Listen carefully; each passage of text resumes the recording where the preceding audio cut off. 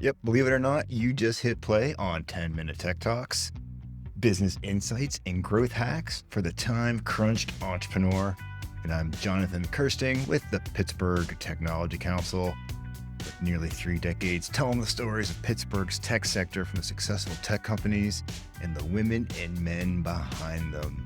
We love bringing you their knowledge, insights, and inspiration to help your company succeed in 10 minutes or less. So making sense of your data is freaking hard. It is tough. Even for well-resourced analytics teams at the world's largest organizations, they have a hell of a time trying to make their data actionable. Undoubtedly, you've run up against a wall trying to harness your data. Maybe you're contemplating a project or a new business and it requires advanced data analytics. You don't know where to start, or maybe you're stuck somewhere in the middle. As luck would have it, we might be able to help you today. As part of the Tech Council's Healthcare Reinvented podcast that I co-host with Tech Council CEO Audrey Russo, we had the opportunity to interview Ian Blunt and Richard Clarke of Highmark. And if you don't know Highmark, they are one of the nation's largest healthcare providers. And we got to talk to them about their journey embracing data analytics. Ian and Richard have some interesting and candid insights on how it's easy to get overwhelmed and how you cannot expect perfection and you just got to keep plugging away. Plus, they also talk about how Highmark has developed a very deep relationship with Google to help them dig even deeper into their analytics. I think it's just super cool to learn from the pros how they go about their data analytic challenges. I think there's so much here that a time-crunched entrepreneur like you can learn from. We start this podcast off with Dr. Clarke, and he's followed up with, of course, Ian Blunt. And I know you're going to learn a lot from this, and I hope you have a lot of fun digging in. So when you think about the primary goals of the data analytics, are there any key objectives in there that you could talk to us at like a high level so people can understand some of the examples or anything that could shed some light?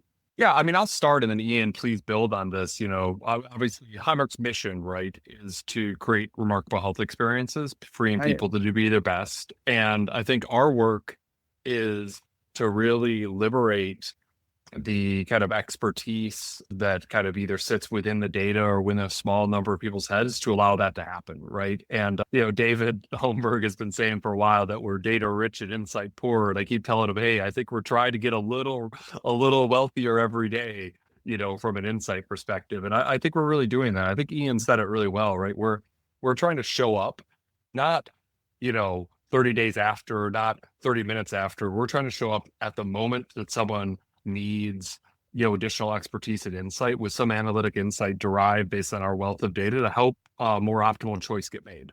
And you could apply that in like any number of circumstances. That could be, in terms of on the health plan side, right? In terms of navigation through the very complex health system or how benefits are applied on the provider side in terms of kind of what the next best clinical action is, really across the board. And that's kind of our aspiration, which means we got to get like deeply embedded inside of those systems, and it creates all sorts of, challenges, but that's kind of where we want to be. I don't know, Ian, anything else you would add to that? Get like applied. So to Ian, then you have to get inside all the systems, right?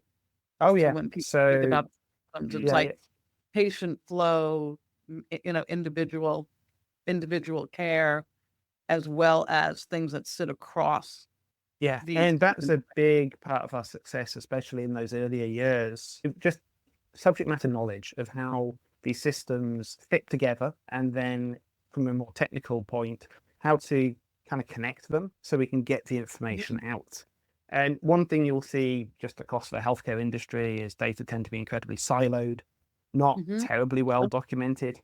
And so being able to combine a group of very talented, inquisitive people who have both the technical skills to go access the data and analyze them correctly, but also the business knowledge to know where to look for these data sets and what they actually represent in the real world. That's kind of the sweet spot. And to the point Richard made earlier, that's not really changed. That's just one of the fundamentals of really doing good analytics, I guess, in any industry. And yeah, we've got a much cooler tool set to do it with, and that opens up a ton of new possibilities in and of itself. But at the fundamental core, it's like, do you know what you're trying to achieve? And do you have the data to help you achieve that? Those are the two basic questions. And then you're kind of off to the races with whatever you want to do. I mean, I would imagine sometimes that you don't even, at the beginning, I don't know about now, that you didn't even know what data you really had. Oh, right? yeah, I mean, because it's just so complex, healthcare as a business. So the black box recorder on a commercial airliner tracks 300 KPIs. So think about that plane that you might need to know. You can describe in 300 measures. We deal with, well, first of all, essentially the human body to an extent and how it's measured. Then a whole bunch of different departments within a provider system, then how provider systems interact. And then we've got the payer side piece as well. And the payer, having many different functions in terms of health insurance, but also some of the kind of marketing based work that it does, customer interaction work that it does. So so many really interesting little pockets of data for many partners we work with to deliver digital health solutions as well, getting feeds in from those. It's endlessly fascinating, I think. And another key kind of part of our approach is being able to produce useful minimum viable products, or MVPs. So let's pull together the data we've got now, integrate it, get the insight and push it out. And we find it's far more useful to do that, even if it's slightly clunky, even if it's not complete, as long as it's making reliable decisions, because that builds that muscle of people using that insight in some way. And then as time goes on, you can do much slicker technical integration. So you take the clunk out, you add more data, so you get even more accurate decisions. But I think especially an industry like healthcare, having some of the data access challenges it does, it's far better to start with what you've got and get something good than it is to wait for things to be perfect and then try and build some amazing system, because you're going to be waiting a very, very long time to do that. One thing that I think has been very interesting, and this cuts across, I think, Highmark in so many ways, is that you guys always go out and find partners as well, too, which has been, I think, a secret to your success. I know you guys made big headlines, not just here in Pittsburgh, but I really think across the nation and the world when you guys partnered up with Google, which I thought was so cool. Can you fill us in on how that has progressed so far? I'm assuming it has been pretty awesome project to be involved with. Oh, yeah. Well, I mean, of course, myself and Ian perfectly knew that generative AI was going to happen. So we partnered with a large, no, I'm kidding. I mean, that was a nice byproduct, but absolutely in late 2020, we kind of knew, we knew where we were headed, which was we needed more real-time analytics informing an increasingly digital future with kind of increasingly varied and higher volume data sets. That was kind of as much as we do. When we said, well, in order to deal with that, we need a kind of cloud partner that can enable us massive scalability, can kind of bring us new advances. And Google has been tremendous. Now, of course, we've kind of pivoted back and forth with them as they get to know us better, as we get to know them better, et cetera. But it's been a tremendous, partnership. Our data platform, was stood up. So we have a tremendous amounts of our data, on the cloud. We've migrated a lot of our kind of core analytic workloads to that have allowed us to greatly increase not only the speed with which we're working, but the volume of data that we're dealing with. And then, of course, you have the explosion of the, emergence of generative AI, which, in and of itself is interesting. But when it gets really interesting is when you can pair that generative AI with your own proprietary data.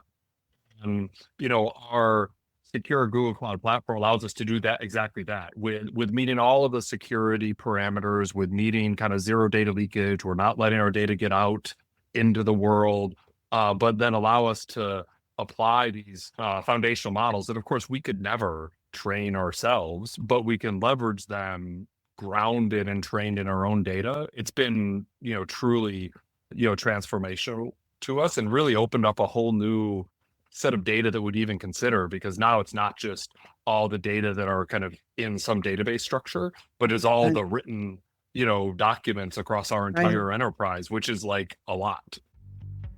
Thanks again for joining us here on 10-Minute Tech Talks. It's been Jonathan Kirsting with the Pittsburgh Technology Council. I hope to see you on the next one. We just love bringing you insights to help your tech company succeed. We try doing it at 10 minutes or less. So keep on following us. We really appreciate it. Have a great one, everybody.